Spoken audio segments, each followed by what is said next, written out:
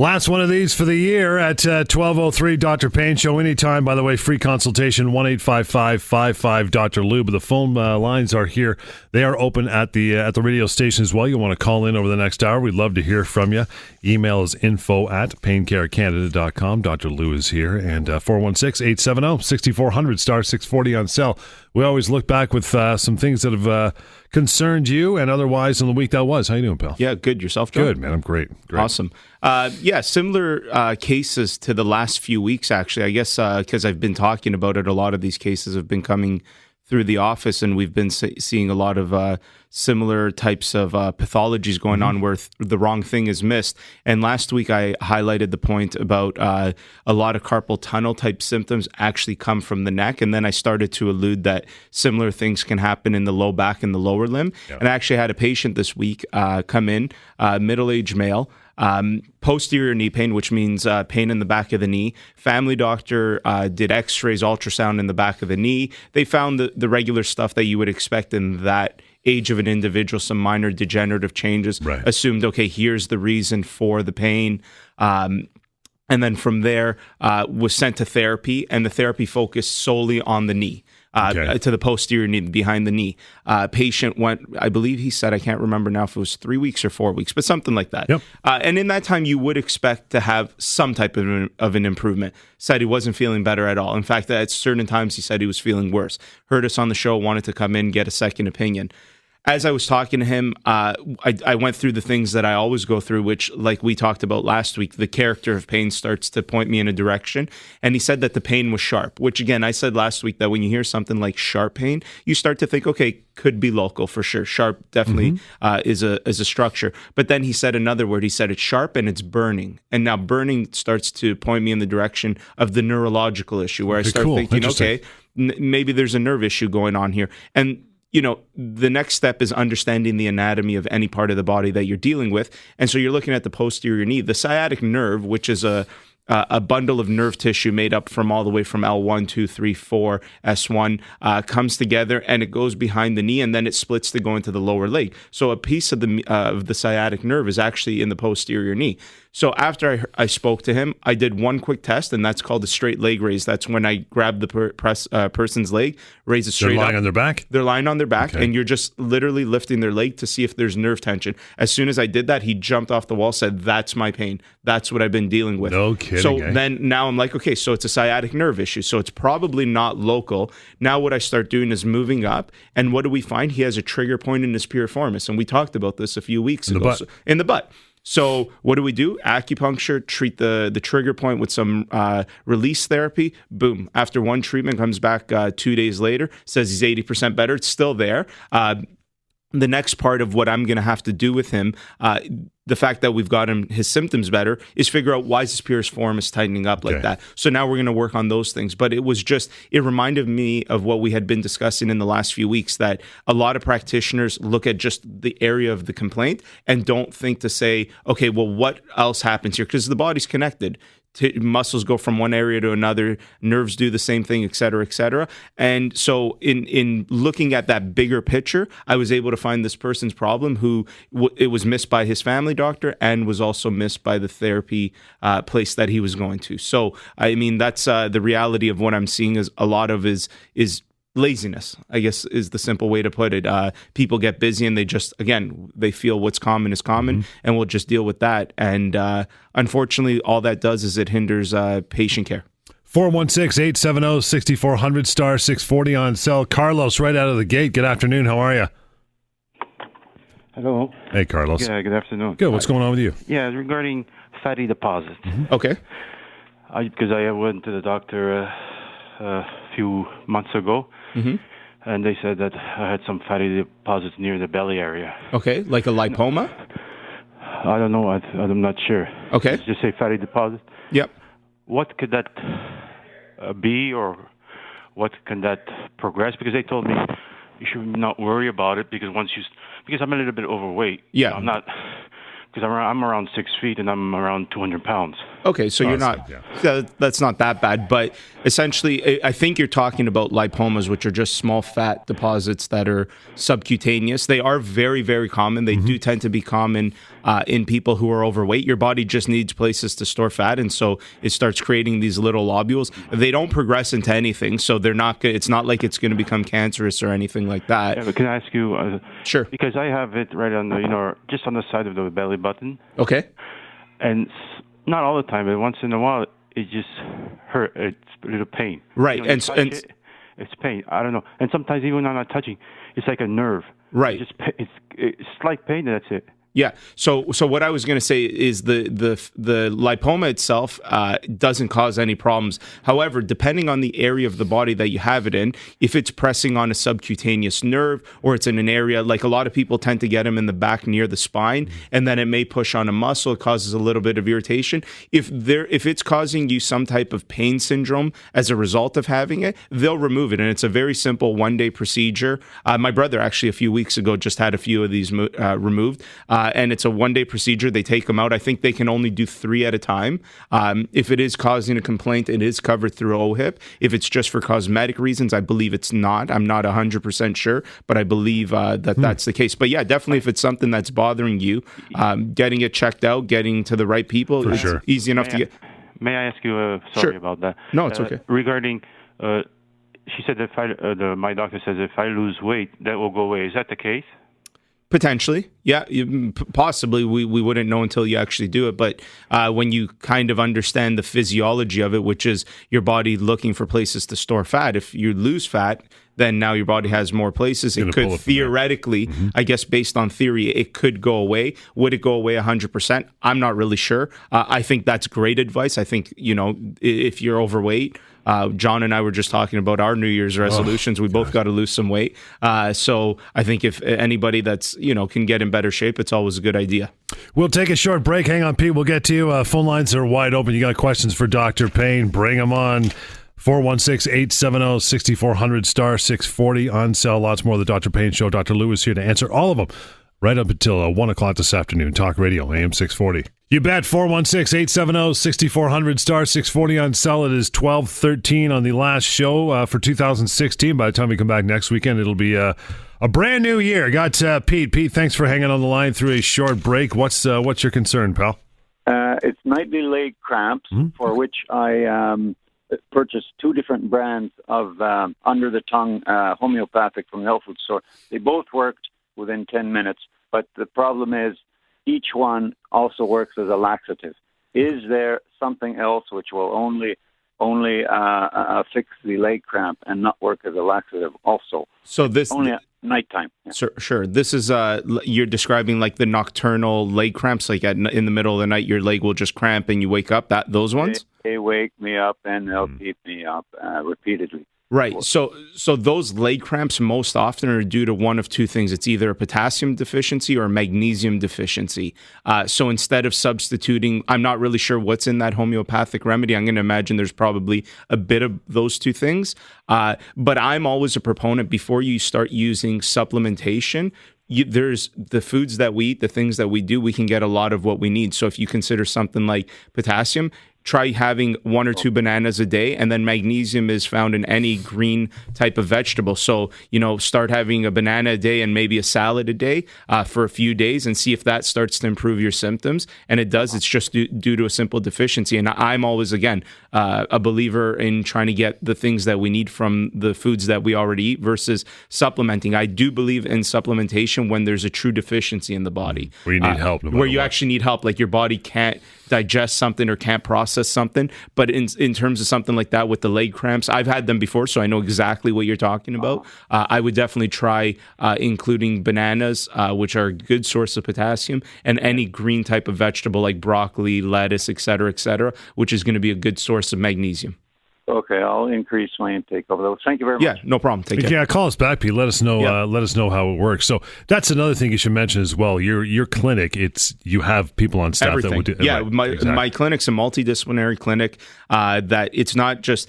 naturopaths, physio, chiro, physicians, et cetera, whatever it's going to take. We have the resources to get people in touch with the right things. And, some of the things I know myself, I try any patient that comes through the door, I try to see them personally myself in terms of the initial assessment. And then I point them in the right direction. But anyone that's come through the radio show, especially, that's the way we deal with it, and they get the help that they need. And, so far, thankfully, all the feedback has been it's been good. It's been positive. Are we perfect? Nobody's perfect. But we definitely try our very, very best to make everybody happy. And most importantly, just get people better.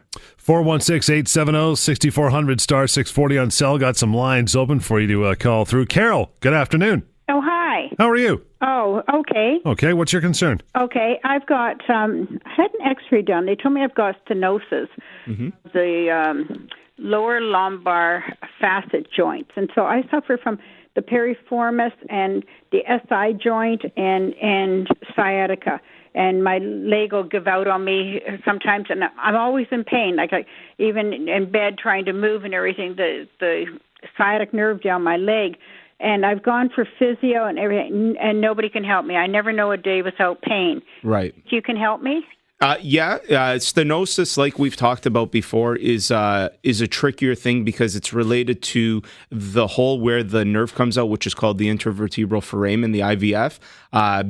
Causes it that space, we've talked about this before, the nerve should take up about a third of that space, and as stenosis happens, which is just degeneration of that space, the nerve starts to take up more and more room, so it starts to become more like 2/3, and now any way you move will cause a little bit of pressure on that nerve, and it causes radiation down the leg. The key with stenosis is there's actually good research coming out of the University Health Network on stenosis management, because again, there's nothing that will cure this, right? But there are ways that the proper things that you can do, just understanding the anatomy, the right exercises. We help tons of people with stenosis. We follow the best clinical guidelines, the clinical evidence and evidence-based literature that suggests help for stenosis. So yeah, I think absolutely give us a call and we can definitely try helping you out. Okay, I just tuned into the show. Yep. I've never heard your show before. Okay.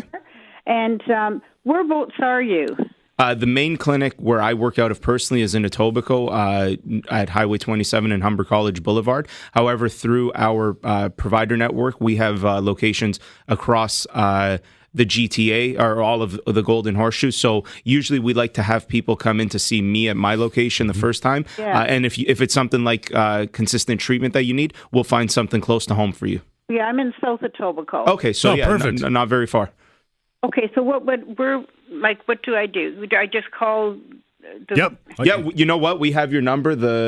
Our call screener's got your number anyway, Carol. And we'll contact you. How's that? Oh, that'd be wonderful. Awesome. Great. And we're on every Saturday, by the way, Carol. Just so you know, it's 1-855-55 Dr. Lou. We'll get to squeeze one more, and sure we will. Hiya, George. Good afternoon. Oh, good afternoon. Good, sir. What's concern? I got that. I don't know if you know anything about yeast infection, and boy, I got to really keep bathing every day nearly to prevent it. Mm-hmm. I've tried that, Canesten and all kinds of stuff. I know a lot of doctors kind of turn their nose away from that. Right. But I don't know whether someone's on a health program said something about starches and sugar attacking starches, and I confronted a doctor about that, and he said, "No, that's a lot of hogwash." Mm-hmm. But that kind of makes sense in a way. It could be like that. Do you know anything about it? Yeah, I know stuff. I don't personally deal with yeast infections, but obviously as a doctor, I do know about yeast infections. The one thing that I can tell you with the body, the way the body kind of works when you have things that are not getting better with the recommended course of treatment, a lot of the times your body gives you warning bells that you're maybe a little bit unhealthy and it wants you to get healthier. So a lot of people, as they start to get unhealthy, will start to develop, as an example, a lot of skin issues. Okay. And they'll go to dermatologists, they'll be given creams, et cetera, and they're not getting better. They're not getting better because that's your body's way of telling you that there's something, you're not healthy, something's going on, you need to get healthy. So in the absence of remedies working for something like this, the next step that I would try is try cleaning up your diet to eliminate grains. I think that the theoretical component of that does make sense, and start exercising a little bit, just cardiovascular exercise, a little bit of walking. Can you describe yourself? Are you a little bit overweight? Are you a healthy individual? No, well, I got all kind of things like prostate cancer, bone cancer, and all that stuff. But I try to stay away from. Although I was kind of hungry yesterday, and I started eating a bit of brown bread. But I like to stay away from all the grains. Right. I think it's got the gluten in there, and that could be some of my trouble. It could be. But again, just based on what you quickly told me there about the health concerns that are going on, it's a complex case. Anybody that calls our show, when I have the numbers, the call screener usually asks, is it okay if Dr. Lou contacts you? And the following week after the calls come in, I always contact people. I'll give you a call. We can talk about it a little more in private and see if there's anything I can recommend. George, I appreciate the call, and for you as well, hang on the line if you're calling through. If you want to call through, 416-870-6400, star 640 on cell. Got lots of open lines. Want to talk to Dr. Lou. Some concerns, health concerns, right until 1 o'clock this afternoon on the Dr. Payne Show. Talk Radio, AM 640.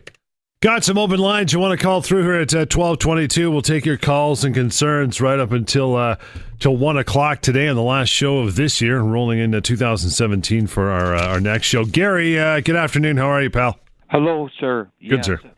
Yes, my age is 71 years old. Okay. And I have a hernia. It swelled up most of the time. And it'll go down a little at nighttime when I lay on my back, and then they'll swell up again. And sometimes it hurts pretty bad, and other times it don't hurt too bad. Right. And I wondered if you knew what I could do, like to eat or something I could do to help it. I'm working and I'm afraid to get the surgery. I don't have to work, but I do, and I'm just afraid to get cut open because my prostate is I have little peas, a lot of them. Okay. And I'm just afraid to get cut open. Right. Have you spoken to a surgeon about the hernia? Yes, I have, yes. And what did they recommend?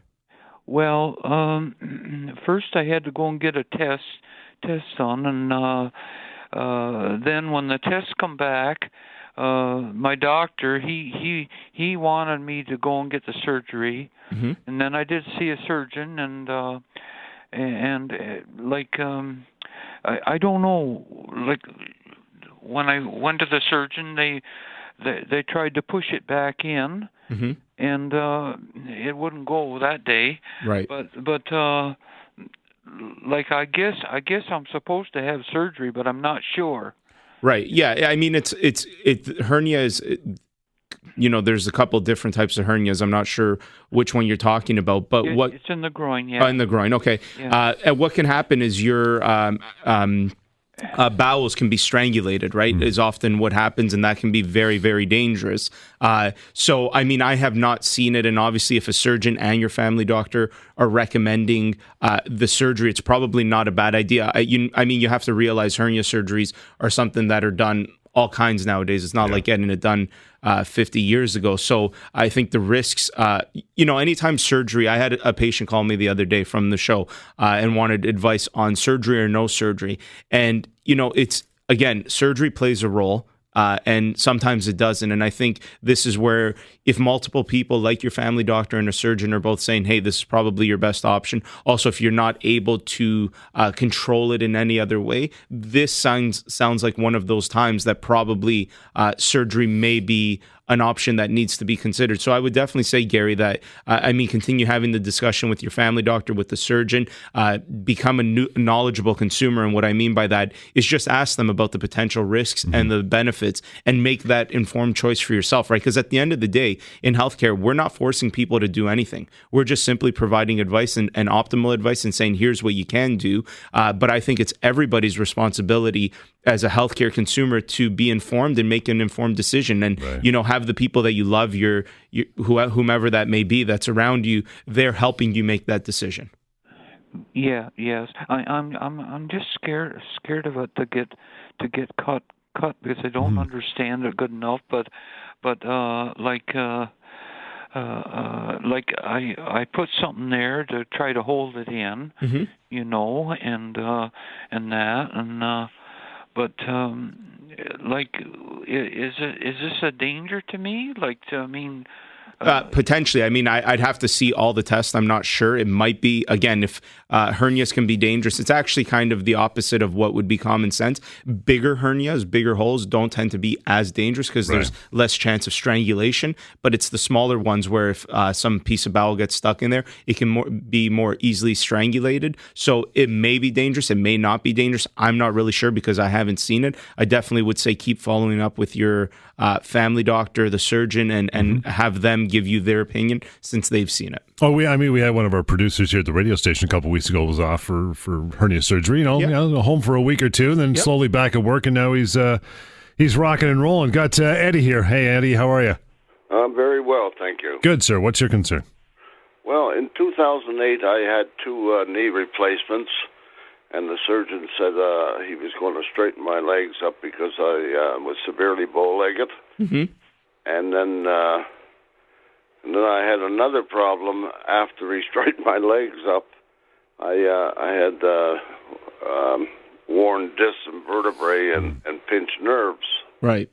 So he referred me to another orthopedic surgeon who had an MRI ordered, and that was the result of the MRI, the pinched nerves and everything.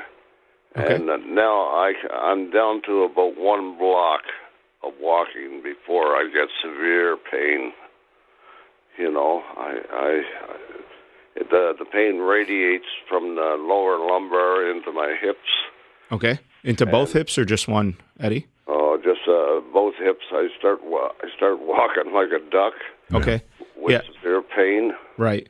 So this sounds similar to our other caller of stenosis. This is very characteristic of stenosis symptoms of when those that hole where the nerve needs to go starts to close up due to degenerative changes, and then as you walk because you're standing, so that makes what happens with stenosis is when you're standing straight, that IVF, that hole is more narrow, and as you sit and open up, so flexing your knees to your chest will actually open that hole up. Wow. So one of the things with stenosis management is it's very characteristic. These people walk stooped over, like he's mentioning, and they can't walk for too long, and then as soon as they sit, they start to feel better because what did you do with sitting? You flexed your hip a little bit, so that allowed that IVF to open. And then one of the, just for anybody listening with stenosis, one of the best things to do with stenosis, because you still need to keep moving, right? It's a very fine line because you don't want to tell people who are elderly that have stenosis, you need to stop moving. Using a stationary bike is great because it keeps your hips in a flex position and you're still getting circulation. So using the bike and using it properly, which a lot of people do wrong, they don't know where to set the seat, but using a bike low level intensity just for about 20 minutes a day is one of the best things that helps with stenosis. So for anybody listening, that's a quick tip right there. Eddie, give us a call. This is definitely something that we tend to specialize in, so and we can help you out. I'll give you the doctor's number here, 1-855-55 Lou. Get in there for a free consultation, and if you want to call in this afternoon, we got some lines open for you, 416-870-6400, star 640 on cell. More of the Dr. Payne Show is coming right up. Just hang on. Talk Radio, AM 640. Got some lines open to take your calls till 1 o'clock this afternoon. We'd love to hear from you. Health concerns, pain, all of that stuff. It's covered. Dr. Lou is there to answer all your questions. Free consultations, by the way, when you call the clinic. Lois, how are you? Oh, fine, thanks. Good. What's your concern? Oh, I have a lot of pain in my stomach, around my colon, right across my stomach all the time. When I get up in the morning, it starts, and then I have to go to the bathroom probably about 6 times before I can go anywhere because it just keeps on, and it's not really solid. It's all, different. Okay. Have you had this looked at yet, Lois? I've been to the doctor a couple of times, but then he ordered an MRI, but I never heard any more from them. Okay. When did you have that done, that study? They didn't do it. They never called me on it. Okay. And so are you sure it was an MRI or no colonoscopy, nothing like that? I think it was an MRI. MRI? Yeah. Okay. Whatever. Yeah, probably looking at the function of the bowel, looking for things in there. Yeah, I mean, that's How old are you, Lois?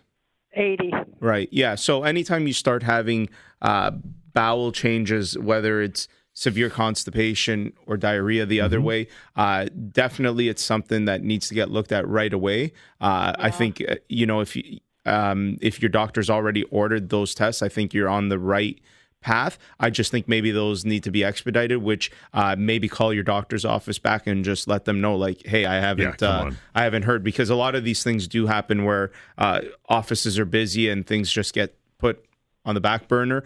So, again, being a consumer yourself, call the office, let them know, hey, I'm still having these issues, keep going in, and let them know. That way they can keep looking at it. But definitely, if you're having pain and something like that, severe diarrhea that doesn't seem to be getting better, that is probably a cause for concern. I would call that almost a red flag. So I definitely think it's something that needs to be looked at very closely for sure.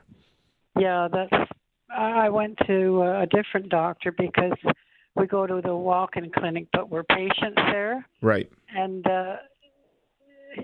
my husband wasn't really satisfied with him, so we tried another one. And that's who was going to order the MIR, but I never heard from them again. Do you have a GP you go to all the time, your family doctor? Not since we've lived here. We've only been in Welland going on 3 years, and it was hard to find the doctor, but these are through the walk-in clinics, and they take in regular patients. Right, yeah, it's the unfortunate part with the walk-in clinics is you tend to see different doctors each time. I asked, and so that, I don't want to say it necessarily minimizes the care, but I definitely think from a walk-in perspective, from a legal perspective, they're liable kind of for that day that they're seeing you versus a family doctor takes on your health. So, I get the dilemma because this is the reality that we face in a lot of, the places outside of like Toronto itself, is that there's a shortage of family doctors and a lot more walk-in clinics. So you're doing the best thing that you can, but I think keep following up, right? Or contact the College of Physicians and Surgeons and see if they can help you find a family doctor. You have to get one for sure. So they have a medical history that's ongoing, right? Got Elena here. How are you, Elena? I'm good. How are you? Good. What's your concern today?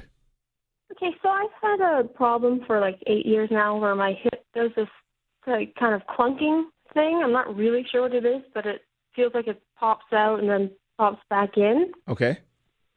And I haven't really gotten an answer as to what it is. Okay. Can you tell me how old you are? I am 23. 23. And body type, like very mobile, flexible, or not really? Yeah. Petite? I'm pretty mobile. Petite? Pardon? Are you petite? Yeah. So, it's very hard if probably what's happening is that you're right. It's just the hip popping, the femur on the acetabulum, that joint is probably just popping. And a lot of the times when you have things that clunk or pop, it's often due to, you're the typical type of patient. I mean, I can't see you, but just by asking you, the fact that you're petite, you're young, you're very mobile, that just means that, your joints are going to be able to move a lot more than other people's joints. And so when that happens at a certain point, anytime you take a joint and move it beyond its physiological range, you create a pop similar to your fingers. If you take your finger and you bend it back far enough, at a certain point, you'll hear a little bit of a pop. And that happens because nitrogen bubbles in the joint start to pop because you've taken it in past its physiological range. So maybe you just have a little too much range, which is not necessarily bad. I always tell people, people ask me, is it better to be stiff or really mobile? And the answer is you probably want to be somewhere in between. So people who are very, very stiff need to do things to offset that stiffness, like stretching, yoga type things. And people such as yourself who are hypermobile need to do more strengthening things where you start to strengthen the muscles around that hip. Give us a call. We'll follow up with you. Leave your number with our call screener, or give us a call back at this number that you just called. And we can definitely have a quick consultation and see, make the proper recommendations for exercises for sure. Okay. Can I just say, like, I've seen an orthopedic surgeon and I've seen several other types of doctors and physiotherapists, and they're back and forth saying that it's the IT band too short and that they need to cut it, or it's like that FAI. FAI, yeah. Is it a click that you have or a pop? Is it a painful click? It's a very painful, like, popping. I don't really know how to explain it. It just looks like my whole leg just shifts over, and it every time I bend over or move my leg, it does that. Yeah, I mean, again, I'd have to see it. I don't know for sure, but what I can definitely tell you is a lot of times people come in, and it's really funny when people say, I have a tight IT band. That's its whole purpose, is to be tight. That's what an IT band is, right? It's if you look at most tissues, there's a mix of collagen and fibers, and basically the IT band is supposed to be a tight tissue. So I don't know anybody that would have a loose IT band. The other potential is what you said, which is the FAI, which is femoral acetabular impingement. And that's either going to be due to the structure of the bones themselves, or it's going to be muscular in nature. So FAI, you can't stop there. You have to figure out which one it is. Again, give us a call. We can definitely set up a consultation and an assessment to figure it out and give you the right answer, because it's kind of difficult if I can't actually move the joint around to give you very specific ansers. Take a quick break. IT band. So it's not a bunch of computer guys like the cars. No. All right, gotcha. Wondering. 416-870-6400, star 640 on cell. Got some time taking your calls right here on the Dr. Payne Show. Talk Radio, AM 640. 1242, Dr. Payne Show. It was funny. And then you would know because you do a lot of, not something, I'm not going to say internal medicine, but you're not a surgeon, but you do a lot of physio and a lot of chiropractic work. Lois, a couple calls back, mentioned that, stomach problems, diarrhea, pain there. Can that also be a cause of that be a nerve? Is there nerves running through there? Could there be an impingement that causes that type of thing as well? There's tons of nerves in the abdomen. Right. Could it be that? Yes. It didn't sound that way. Having said that, we didn't really talk to her enough, and we didn't go through, there's a lot of other things that we could have talked to her about if she was in my office. Right. She mentioned the stool. I'd want to know the type of stool, what it looks like, because that will start to point you in different directions, the color, the consistency. Also, big thing with that area of the body is if there's any skin changes. Right, nail changes. So your body responds, right? If there's a yellow tinge going on, well, then that could be some type of a liver, pancreatic issue, et cetera, et cetera. So is it possible that it was a nerve thing? Yeah, I would say in that area, it's not as common, though, with the symptoms that she's describing. If she was only describing pain in the front of the abdomen with no other GI type of symptoms, then definitely could be something like a thoracic disc herniation, which are much more rare than neck and low back, but they are possible for sure. Yeah, I just wonder if that type of thing is possible. Got Joanne in Etobicoke. Good afternoon, Joanne. Hi. How are you? Oh, I don't know yet. All right. Well, let's find out. In July, I fractured my lateral tibia. Okay. And when they put the blue plastic cast on, it wasn't like a straight cast. When they brought it up to the inside of my right knee, it was like rounded off like a cuff, eh? Right. And so now the cast is off. My shape of the leg is not straight. It's got that swelling or cap on the inside of my leg. So now when I walk with a gait, everybody says. And it's painful, and then I have to take acetaminophen and whatever else, and rub it down. So I'm just wondering, I really didn't, when I was discharged, I wasn't really given any instructions or not physiotherapy, but when I was in the care, I was just doing the bicycle exercise. Okay. So that's it. So now I'm stuck at home. I don't know what to do. I can't get in touch with my daughter yet. Right. So I'm hoping for some help, direction. Yeah, for sure. I mean, most bones, when they fracture, especially like something like the fibula, which is a longer, thinner bone, they don't tend to heal perfectly straight anymore. Similar things happen up in the radius and the ulna in the arm. They don't necessarily really tend to heal perfectly straight anymore, just because of the nature of, unless they pin it in place, it doesn't tend to heal. And the callus formation, anytime there's a fracture in the area of the actual break, you're going to get a callus formation, which is just more bone in that area. So any type of deformity could also be due to that. I mean, I would need to see the x-rays to comment on how it healed. And then, looking at the thing with fractures in the lower limb, and when it changes the dynamic of the bone, can also change the way you're going to walk, and then changing that will then create pain in other areas. But there are things that we can definitely do to at the very least assess that, and then whether it's certain devices like an orthotic or whatever might be needed, there are recommendations that could be made to help you be more pain-free. I don't know that I want to say completely pain-free, but definitely help you manage this. It doesn't sound like what was done was necessarily the most ideal situation. I mean, we didn't really get into it, but just based on the fact that you said all you were doing was on the bike, I don't know that would have been the best thing. I would need to understand the nature of the fracture a little bit more. But I see that you're in Etobicoke, so that clearly means you're very close to my main office. So you will leave your number with our call screener, and I'll definitely follow up with you, and we'll see what we can do to help you. Also, and when I did break it, it didn't break the skin. It just popped out and popped back in. Oh, so it was more like a dislocation? Well, I don't know. When I figure a break, you break the skin, it bleeds. Nothing happened like that. It just not necessarily. You don't have to break the skin for a fracture to happen in the bone. It is possible. Maybe you're saying a dislocated, which would be different. That's when joints pop out of place. It's not as common. But yeah, this is where, the consultation, the assessment, I'll be able to go through this thoroughly with you and give you a proper answer. Okay. Awesome. Great. Care. Thank you. Hi, Hanno. How are you? I'm fine, thank you. Good. What's your concern? My concern is my fingernails fall out, and I'm told it's due to osteoarthritis. Okay. How long has this been going on? It's for years and years. Really? I've actually personally never have heard of that. Where is the osteoarthritis? In the hands? All over your body? Yes. Do you have any other comorbidities going on? Any other health concerns? I've got diabetes. Diabetes?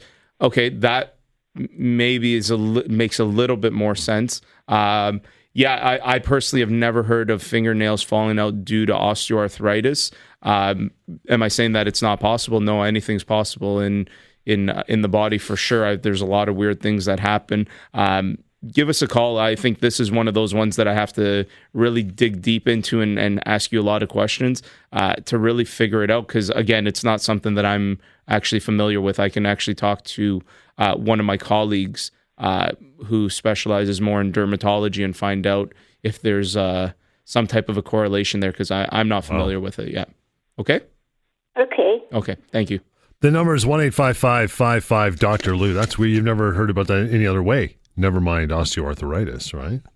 Yeah. I mean, if the diabetes, with a systemic issue like that, the poor circulation. Could be gangrene issues, right? Not even necessarily that far, but, when you have diabetes and it progresses long times, your skin starts to change, your nails start to change. Mm-hmm. There's a lack of circulation. So that may make more sense to me, where if it was a circulatory issue, because obviously your nails need circulation in order to grow, stay healthy, same as your hair. It could be something like iron deficiencies, perhaps, right? Like a lot of people with iron deficiencies tend to lose their hair. Mm-hmm. So that would have made more sense. You're looking at me. But related to osteoarthritis, I just can't think of it. Got a few minutes still for your phone calls. 416-870-6400 star 640 on cell. Dr. Payne Show continues. Talk Radio AM 640. It is 12:52. You got a couple minutes to throw us a phone call here. Yeah, I'm spitting everywhere. What's wrong with me? Can you diagnose that? 416-870-6400 star 640 on cell. And we'll get to our phone call here in a minute. So it's coming up, the end of the year. Yeah, the resolutioners, the gyms will be full for about a month. Then they'll be either injured or they'll quit. Yeah, for sure. And I think the place where I can comment on for sure is that we definitely tend to see an influx of people coming in and around February due to injuries that they sustained back in January when they tried getting fit again, whether it was joining a gym again or becoming part of some sports league, et cetera, et cetera. It's a very, very big thing. It actually, I think, hinders a lot of people's New Year's resolutions of wanting to get fit because if you suffer an injury, obviously it's going to stop you, and it turns you off. There's a psychological component. Then you start eating unhealthy, et cetera, et cetera. So one of the big things that we definitely see is an influx of people in February due to injury sustained in January, because they'll start to hurt themselves and they'll say, oh, it'll get better on its own. And these injuries either tend to be things that come on slowly where they'll say, I started running again and my knee started hurting and now it's to the point where it's really bad and they thought it would get better, or they do something really bad like where they throw out their back and they can't do anything at all. So one of the areas that we deal with at the clinic is functional assessments, where we actually look at people's bodies, assess their function, and make recommendations on how to graduate into a program that you want to achieve, right? So, and we try to work with any personal trainer that the client's working with, so that we can make the specific recommendations based on previous injuries that they've had, also their function, where we can identify, okay, here's a weak point where if you are going to sustain an injury, this is likely where it's to occur. So here are the things you may want to avoid. So, and I think that's a big thing for anybody who has a New Year's resolution. If you do want to try to stick with it, don't wait till the injury happens, but maybe get assessed before, get that functional assessment. And then from there, you have the right recommendations on what to do. And that'll help you to secure the fact that you're going to maybe achieve that New Year's resolution. And just take it easy. Go in slow. Take it easy. And that's the biggest thing. Like, they rush it. Yeah, just take it easy. Graduate into anything. Just because you used to run 5 kilometers 6 years ago doesn't necessarily mean that you can do it again on day one. So, you got to crawl before you can walk, and you got to do, that's the way to go. Hey, Trish, how are you? Fine, thanks. Good. What's your concern? Okay. I thought I was talking to you the first time. Go ahead, Trish. I'm Chris. Oh, Chris. I got hemorrhoid problems. Okay. I had a colonoscopy about 4 years ago, and that's when I found out that I had them. Okay. So I've been using Preparation H, the suppositories, and the ointment. Right. And nothing seems to help. Okay.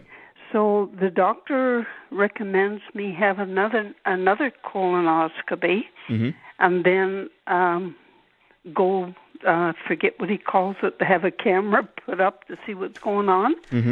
I just wondered if I have another colonoscopy, can they do something there? Like, he doesn't recommend cutting them out, but he says if they're long enough, they can tie them with elastic. Okay. Yeah, this is definitely not my area of expertise. I think if anytime a physician wants to order a test again, it's because they weren't sure based on the first one, or they just want to double check, because if things are not getting better, they want to see, is there potentially something else going on?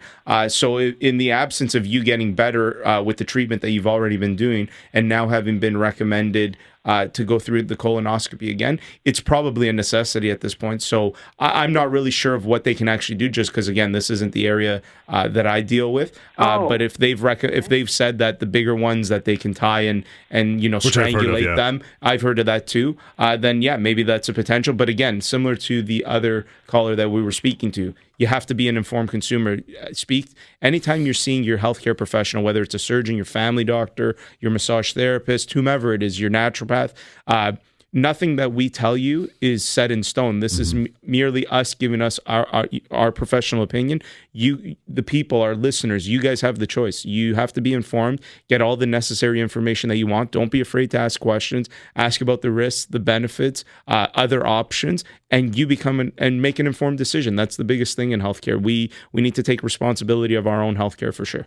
So we got about a minute left. So taking into 2017, some cautions we should be looking for anyway, right? Yeah, for sure. I think the biggest thing that I've tried to get across with this show is that education and empowerment is definitely a way to help you. A lot of what I've seen in the past year through this show has been people who have just been misinformed, and even just talking to me for a little bit of time or speaking to someone part of my team, they've been able to get better just because they've been given the right advice and they've just followed advice. A lot of the people that I see, I'm not necessarily recommending treatment. I'm just giving them advice on what they can do on their own, and it seems to be helping. And the biggest thing again is becoming an informed consumer of healthcare. We all have to take the responsibility for ourselves, see the professionals, get their advice, and then make the right choices. Till next year, that'll be next weekend. Happy New Year to everybody. Free consultation, 1-855-55 Dr. Lou is the number, or email